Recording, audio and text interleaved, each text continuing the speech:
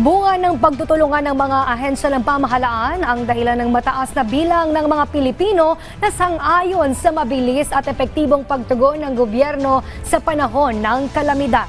Ito ang sinabi ni Office of Civil Defense o OCD Administrator Undersecretary Ariel Nepomuceno sa panayamya ng Radyo Pilipinas. Lumabas sa Pulse Asia Survey na 51% ng mga Pilipino ang sang-ayon sa mabilis at epektibong pagtugon ng pamahalaan tuwing may kalamidad. Para kay Nepomuceno, mas maganda ang koordinasyon ng mga ahensya ng pamahalaan sa ilalim ng administrasyon ni Pangulong Ferdinand R. Marcos Jr.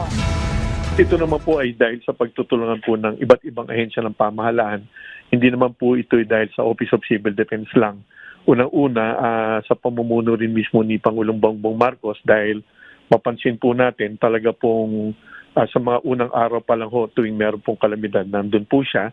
Ang dahilan po niyan, talagang po yan ay sinserong pagpapakita na gusto niyang maramdaman ng ating mga kababayan na sila hindi nalilimutan